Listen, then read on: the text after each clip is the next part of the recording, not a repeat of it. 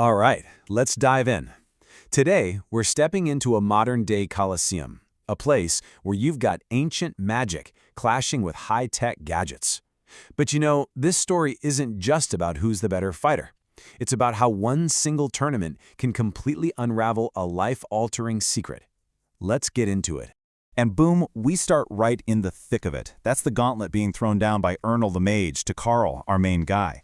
It's that classic standoff, right? Old school power versus new school tech. This one line just perfectly sets the stage for this high-stakes world where every single duel counts. So, these first battles, they're way more than just a warm-up act. Think of them as brutal tests of skill, of strategy, and of character. And the outcomes? Well, they're going to become the very foundation for some really unexpected alliances that drive this entire story forward. Okay, let's break this down, because this table tells us a lot. First, you've got Carl, who proves that a little bit of innovation can go a long way, taking down tradition with a smartphone strike. Then there's Jai, who shows us all that sometimes the best offense is a really, really clever defense, turning an opponent's own attack right back at him. And finally, Russ, who just unleashes the undeniable, raw power of nature. These aren't just wins, they are massive statements about who these fighters really are. So, with those victories setting the scene, the story takes a sharp turn. We go from the roar and the chaos of the arena to a quiet, really tense moment backstage. And what happens next? It's the absolute heart of our story. This is the moment that literally changes everything for Carla. That's it. One word. Hey. Just a single word spoken by this mysterious, masked champion who's only known as the Wolf. But that one word, it completely shatters the silence, and it's the signal that Carl's entire world is about to be flipped completely upside down. You can just feel it, can't you? The roar of the crowd outside just fades to nothing. All that's left is this tiny room, the massive figure of the Wolf, and that slow, deliberate motion as he reaches for his mask. The suspense here is just incredible. So this is it. This is the question that's been hanging over the entire tournament. Who is the Wolf? But for Carl, the answer is so much more personal, so much more shocking than he or any of us could ever have imagined. And there it is, the reveal. The face under that mask is his father, Pablo, a man Carlier was sure was lost forever. And now here he is, standing right in front of him as the most feared fighter in the entire Coliseum. Now, this is not some simple, happy reunion, not at all. It's a full-blown storm inside of Carl. You've got the joy of seeing his father again, crashing right into the shock of the reveal, and then there's the anger over his disappearance, mixed with all that longing. It's this chaotic, powerful mix of emotions that's going to fuel him in his next and most important battle.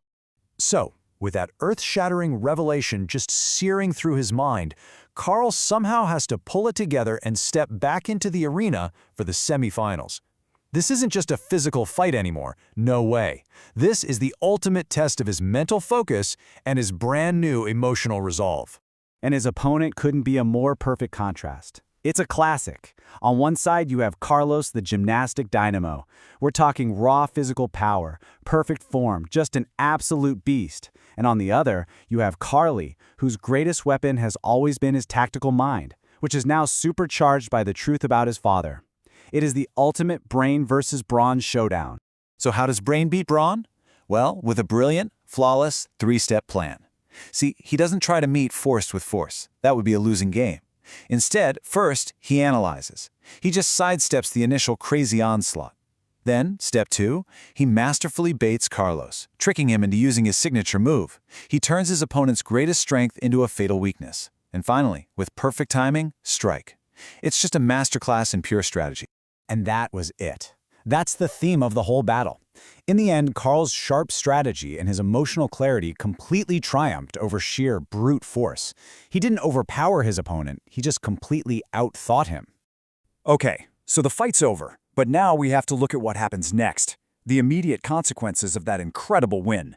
It's a moment that's going to redefine his place among his peers and bring him face to face with that silent, powerful truth he just discovered. 6. That's the number. That's how many of his former rivals are now standing with him. In the Coliseum, a big victory usually just breeds resentment. But Carlos' victory, it created something totally different. Respect. He didn't just win a fight. He won over his fiercest competitors. And you can just hear that respect in their own words. The very same people who were trying to take him down, like Ernal the Mage, are now his biggest fans. They recognize his genius, his resolve. He earned their admiration not just by winning, but by how he won. So even as his new friends are cheering for him, the story brings us right back to what truly matters. This public celebration is just background noise. The real, profound, deep moment, it's a private one, and it's happening right there in plain sight. And this is it. This is the whole thing. Carlo looks up at the platform where his father, the wolf, is watching him. There's no big speech, no dramatic confrontation. They don't need it. There's just a silent exchange. A smile that carries the immense weight of their shared secret. A bond that's finally been revealed. So their bond has just been rediscovered, but the Coliseum still demands a final champion. And that leaves us with this heart-wrenching, impossible question. What happens when the person you've just found again is the very person you are now destined to fight?